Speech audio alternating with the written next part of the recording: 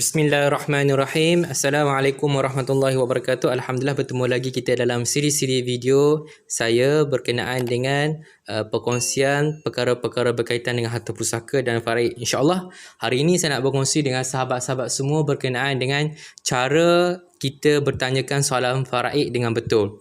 Jadi sebelum itu kita kena kenal waris dulu, iaitu waris-waris yang berhak.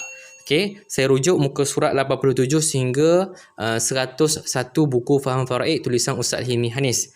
Okey, jadi waris yang berhak ini dibahagikan kepada dua kategori, okey, iaitu yang pertama adalah dari segi jantina, kemudian yang kedua adalah dari segi sebab-sebab waris tersebut mendapat pusaka. Okey, sebab-sebab ni ada dua, sama ada perkahwinan, okey, ataupun disebabkan oleh nasab, iaitu anak dan sebagainya.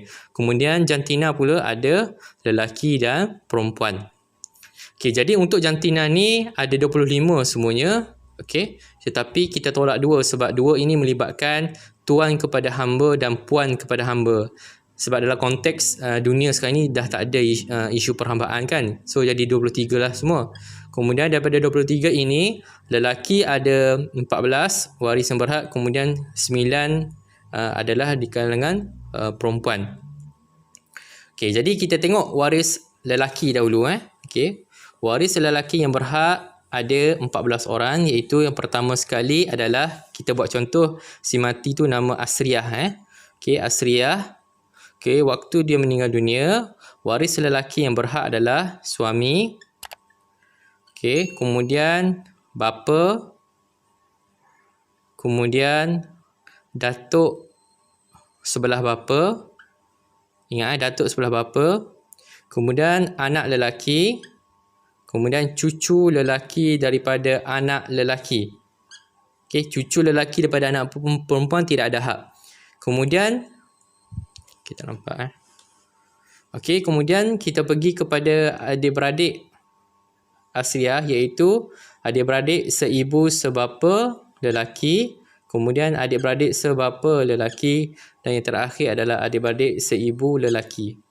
Okey, anak saudara Asriyah ada juga dapat hak, okey, iaitu anak saudara lelaki adik-beradik seibu sebapa lelaki Asriyah, kemudian anak saudara lelaki adik-beradik sebapa lelaki dengan Asriyah. Okey, anak saudara daripada adik-beradik seibu lelaki dapat tak? Okey, tak dapat. Dia hanya sekadar seibu sebapa dengan sebapa sahaja. Manakala bapa saudara pula, okey, yang ada hak adalah bapa saudara seibu sebapa sebelah bapa, kemudian satu seorang lagi adalah bapa saudara sebapa sebelah bapa. Okey, sepupu kita pun kemungkinan ada hak juga. Sepupu Asriyah pun kemungkinan ada hak juga, iaitu sepupu lelaki, okey, daripada bapa saudara seibu sebapa sebelah bapa Asriyah. Kemudian seorang lagi adalah sepupu lelaki daripada sebelah bapa saudara sebapa bapa Asriyah. Okey, maksudnya susah kita nak sebut kan. Makin jauh makin susah kita nak sebut. Begitulah juga sahabat-sahabat semua apabila kes-kes faraid yang melibatkan kes kematian berlapis ataupun kes yang bertambah waris yang terlalu ramai, susah. Kita nak sebut ni pun dah susah, apatah lagi cara teknikalnya dari segi faraid, dan yang paling susah adalah dari segi teknikal pentadbiran pun paling susah. Apabila teknikal faraid pun susah, teknikal dari segi pentadbiran penyelesaian harta pusaka pun sama juga, lagi susah. Okey, jadi katakanlah sewaktu Asriyah ini meninggal, semua waris lelaki ini hidup lagi.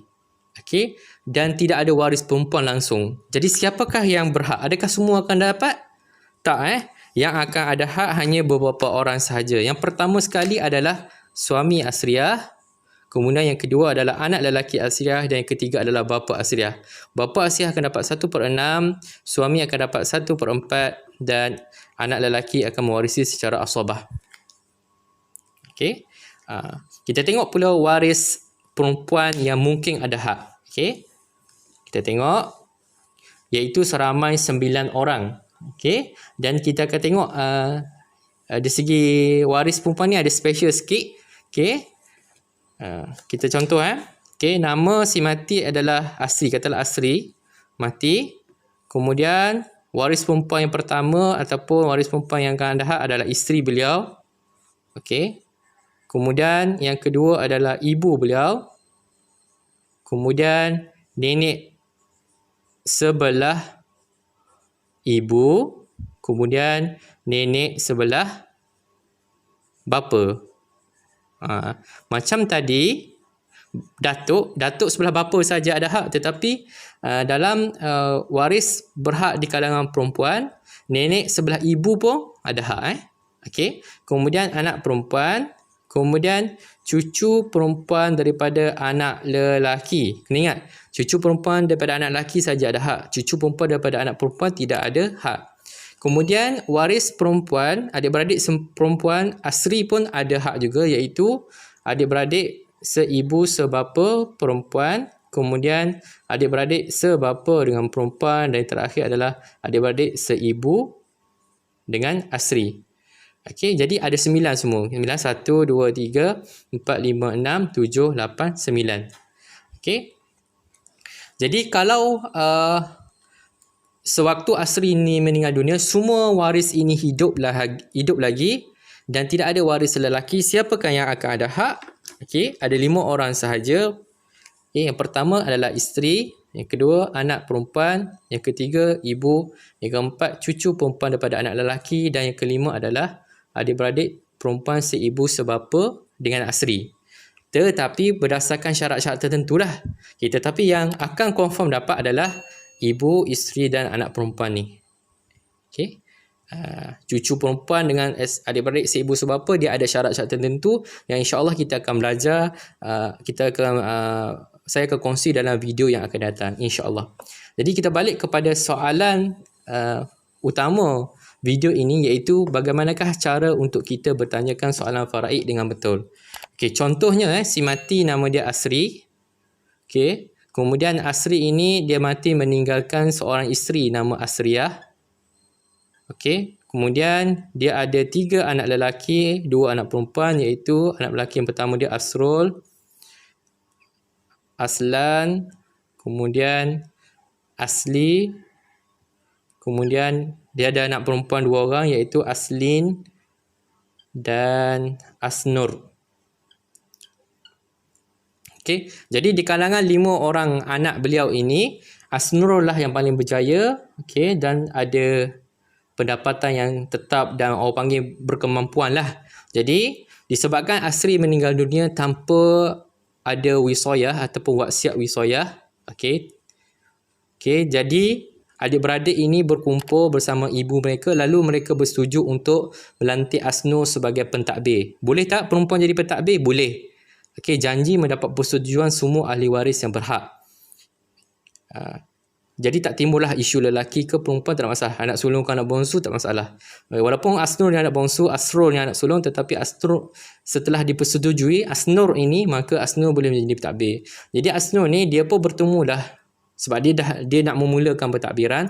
Ingat, untuk menyelesaikan kes harta pusaka, kita kena mula sekali ada 3 step, iaitu sebelum bicara, okey, semasa bicara, dan yang terakhir adalah selepas bicara. Okey, pentadbir ini bermula kerja dia sebelum, semasa dan selepas. Kemudian adik-beradik ni semua kena pastikan memberi kerjasama sepanjang proses sebelum, semasa dan selepas. Tak boleh Asnur ini buat kerja seorang-seorang, sebab nanti semasa bicara pun semua dia kena ada. Okey, semasa nak kumpul harta, nak kena pasti harta, nak tahu hak faraid semua, ini pun semua kena kumpul, kena ada. Dan yang terakhir semasa selepas pun sama, sebab untuk menyelesaikan pentadbiran harta pusaka, nak tukar nama dan sebagainya, ada cukai tanah yang kena bayar kan, ataupun apa-apalah kalau melibatkan hutang rumah yang belum selesai, maksudnya kena selesaikan dahulu. Jadi nak perlukan kerjasama semua ni. Kita takkanlah nak harapkan Asnur seorang, kesian dia. Jadi kalau tidak ada wisayah ataupun tidak ada wasiat wisayah, jadi ini cara dia. Dia kena kumpul dahulu waris-waris, kemudian lantik seorang pentadbir. Okey, kemudian Asnur ni dia pun jumpalah seorang asatizah tu. Dia bertanya, Ustaz, sewaktu ayah saya meninggal dunia, ibu ada lagi, kemudian kami ada 3 adik-beradik lelaki, kemudian 2 adik-beradik perempuan termasuk saya. Okey? Ini soalan dia. Betul tak soalan ni? Okey. Soalan ini sebenarnya agak keliru. Sebab kita kena persoalkan, ibu ni ibu siapa? Seolah-olahnya Asno ni dia kata, sewaktu ayah meninggal, ibu ada lagi ni adalah ini, ibu dia ni. Okey. Sebenarnya ibu dia ini kalau ikut faraid, dia status dia bukan ibu tetapi dia adalah isteri. Dan beza portion dia, kalau ibu ni, ibu portion faraid dia adalah 1/6. Tetapi kalau isteri, kalau isteri portion dia adalah 1/8. Okey, tersilap kat sini, hasil pengiraan nanti salah. Sebab itulah point dia, kalau kita nak bertanyakan soalan faraid, kita kena sandarkan kepada si mati. Point dia kena sandarkan kepada si mati. Ibu si mati, isteri si mati, anak lelaki si mati, anak perempuan si mati, cucu perempuan si mati daripada anak lelaki, cucu lelaki daripada anak lelaki si mati, adik-beradik seibu sebapa si mati, bapa saudara seibu sebapa sebelah bapa si mati, sepupu lelaki daripada adik-beradik seibu sebapa sebelah bapa si mati. Kena sandarkan kepada si mati. Itu point dia. Okey, sandarkan kepada si mati. Okey, banyak orang bertanyakan soalan faraid, dia sandarkan kepada diri dia. Contoh tadilah, dia kata ibu tu ibu dia sebenarnya. Okey, sebenarnya tak boleh cakap macam tu. Dia kena bagi tahu bahawasanya isteri si mati. Okey, kena elakkan. Boleh dia tanya soalan macam ni. Sewaktu ayah saya meninggal dunia, ibu saya ada lagi. Kau boleh jangan tanya macam tu sebab kadang-kadang kita confuse. Sebab kalau ibu si mati maksudnya ni, kita kena bagi tahu isteri si mati, walaupun isteri si mati ni adalah mak Asnur ni. Okay, kita kena sandarkan kepada sini, bukan kepada penanya. Jadi sahabat-sahabat semua, marilah kita mempelajari ilmu faraid. Okay, jangan lupa untuk memiliki buku Faham Faraid Ustaz Hilmi Hanis, harga RM30 sahaja. Sangat detail sahabat-sahabat semua. Saya rujuk buku ni lah berkenaan dengan waris-waris yang berhak. Okay. Jadi insya-Allah dengan ada buku ini, kita ada basic lah berkenaan dengan faraid. Dan sebenarnya Ustaz sentuh juga perkara-perkara berkaitan dengan pentadbiran faraid secara umum. Okay, tetapi kalau untuk detail berkenaan pentadbiran, kita kena tanya peguam-peguam pusaka ataupun perancang-perancang harta pusaka swasta seperti perancang pusaka, harta pusaka Asalin Trustee dan sebagainya. Okay, tetapi untuk merancang harta pusaka, first memang kena faham faraid. Yang kedua, kita kena segera membuat perancangan. Okay, kita pilihlah perancangan apa, tetapi nasihat saya, cadangan saya, kena mulakan dengan wasiat wisayah ini. Ini penting. Okay, wasiat wisayah ini adalah tujuannya ada 2 saja pada pandangan saya. Mungkin ada banyak lagi, tetapi yang paling penting ada 2 saja, iaitu kita nak melantik pentadbir sewaktu kita hidup lagi, agar kita tahu. Sebab harta kita ni kita nak suruh siapa takbir. Sebab nanti kita tak pasti di kalangan mereka ini, takut-takutnya sebenarnya kita tidak mengharapkan Asno untuk takbir. Kita mengharapkan Asli, sebab Asli ni lebih amanah dan lebih mengetahui harta pusaka kita. Tetapi disebabkan kita tak lantik awal-awal, jadi mereka yang lantik. Kita tak nak macam tu. Jadi baiklah kita lantik awal-awal sebab itu harta kita. Okey, memanglah harta itu lepas kita meninggal dunia, harta itu akan difaraidkan. Tetapi asalnya adalah harta kita yang kita tinggalkan. Okey. Jadi kitalah sepatutnya kena merancang siapa yang sebenarnya sepatutnya menjadi pentadbir. Jadi yang terbaik adalah kita yang lantik. Sama ada kita nak lantik anak kita ini sebagai pentadbir yang utama, wasi utama, kemudian wasi kedua adalah syarikat trustee yang kita lantik, ataupun kita nak serahkan sepenuhnya kepada trustee untuk menyelesaikan urusan pentadbiran kita ni daripada A to Z. Jadi mereka ini kalaulah kita serahkan kepada wasi sepenuhnya, wasi trustee, jadi wasi tu akan selesaikan A to Z dan mereka ini hanya tunggu dekat rumah tunggu dapat hasil faraid yang kita tinggalkan. Hasil tinggallah harta pusaka yang kita tinggalkan. Cuma pastikan mereka ini bagi kerjasama, itu sahaja. Okey, wallahu alam. Assalamualaikum warahmatullahi wabarakatuh.